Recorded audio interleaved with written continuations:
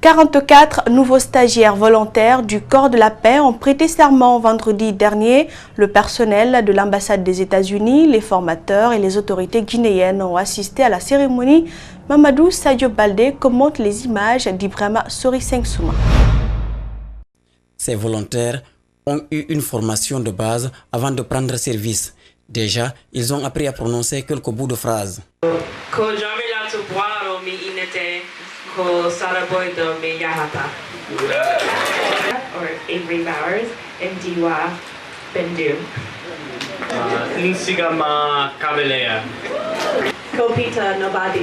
Ils sont applaudis par leur directeur et le chargé des affaires à l'ambassade. Ces volontaires ont surpris plus d'un par leur capacité d'intégration au point de susciter de la jalousie à leurs diplomates qui, eux, n'auront pas le temps de vivre guinéen à plein temps. Ils vont découvrir la vraie Guinée. Ils vont habiter avec les Guinéens. Ils vont manger guinéen. Ils vont apprendre la langue parlée dans la région où ils sont. Et là, je suis jaloux. Mais moi, je profite quand même de la Guinée. Je ne sais pas si vous le savez, monsieur le ministre, mais moi, je découvre toute la Guinée à moto. Je vais partout à moto dans ce pays. Et je vais souvent rendre visite à nos volontaires. Les derniers en date, c'était à Télémélé. Quel beau pays, Télémélé. Magnifique. Les formateurs ont passé des moments intéressants avec les stagiaires. Le partage d'expériences et l'échange culturel n'ont pas fait défaut. Dans ce sens où les volontaires ont appris la culture, les langues et les traditions guinéennes. Eux aussi, ils ont partagé leur culture, leur langue avec les familles dans lesquelles ils ont vécu. Les États-Unis assistent la Guinée depuis plusieurs décennies. Les autorités guinéennes en sont conscientes. Au-delà de la formation, ils vont inspirer les jeunes Guinéens. Et leur présence dans nos villages nous permet à nos jeunes de s'inspirer et de chercher à comprendre ce que c'est que la solidarité humaine. Et je vous l'annonçais, les unes se lancent dans la culture maraîchère, les autres dans celle vivrière. Il s'agit des femmes de la capitale dont la plupart a perdu son mari. Pour subvenir aux besoins du reste de la famille, elles ont décidé de rallier les plaines de Sonfonia dans la capitale. Tout cela n'est pas aussi simple dans ce reportage que nous proposent Djibril Ba et Mohamed Al-Seni Kamara. Sur les plaines agricoles de Sonfonia, s'offre une grande opportunité pour ces groupements féminins. Ici, on cultive entre autres du riz, du maïs, du piment, de l'aubergine. L'endroit se définit aussi comme une véritable source d'espoir pour ces gens qui parviennent difficilement à joindre les deux bouts.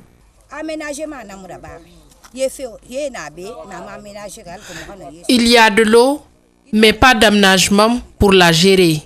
On s'est efforcé pour collecter 35 millions juste pour avoir de l'eau. Il nous faut après avoir un pont sous lequel l'eau doit couler. Maman Esther Kamara est une amoureuse de la terre. Différente des autres par son profil, cet agent de la fonction publique cultive du riz et fait le maraîchage.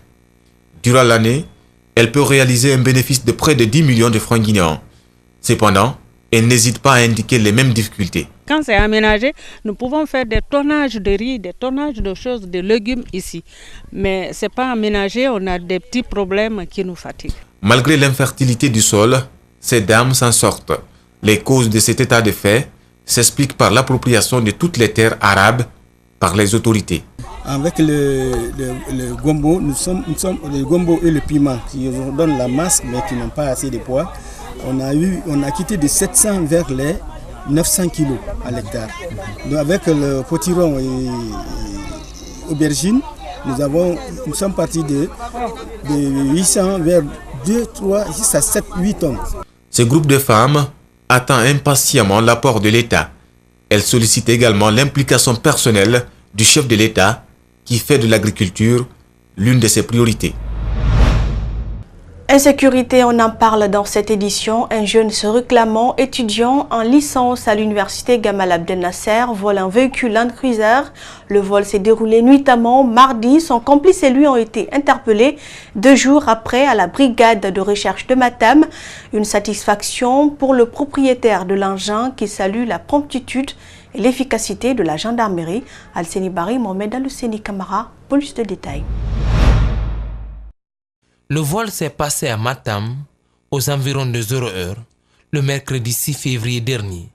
Mamoudou ouvrait le portail de sa cour lorsqu'il est surpris par ce jeune qui rentre dans le véhicule et démarre. Quand j'ai ouvert le portail, déjà il avait engagé la vitesse.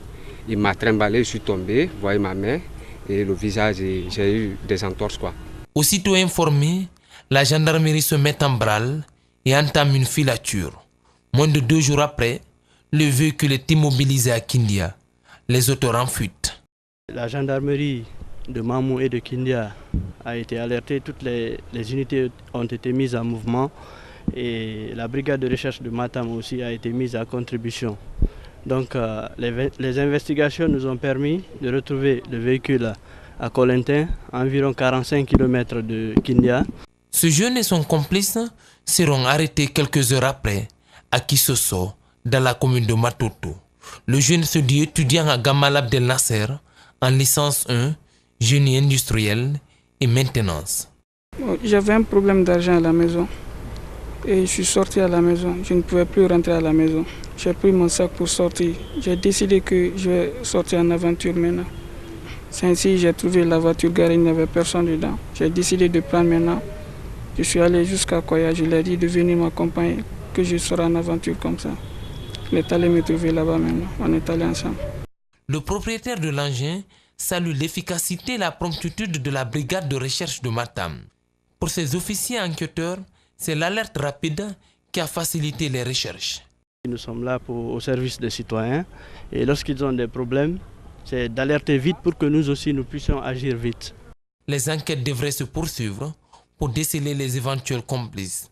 Quant aux désormais détenus, ils devront être déférés à la maison centrale avant d'être présentés à un juge d'instruction.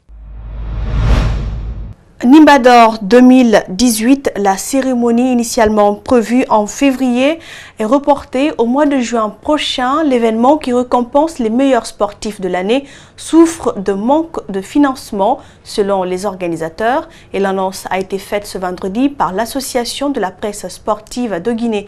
Compte rendu Abdoulaye, Sadio Diallo et Lamine Silla. Les raisons du report de la 6e édition du Nimba d'Or sont d'abord économiques.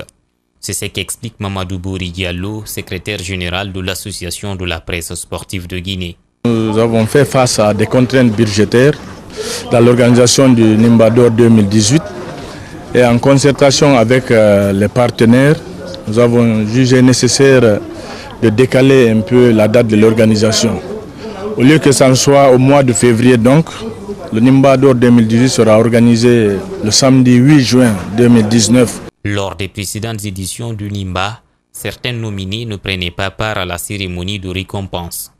Les partenaires souhaitent que la donne change pour renforcer la visibilité de l'événement. Si un nominé important est dans la salle et lorsqu'il est en direct à la télévision, le sponsor est toujours content et il est encouragé pour vous accompagner pour les prochaines fois.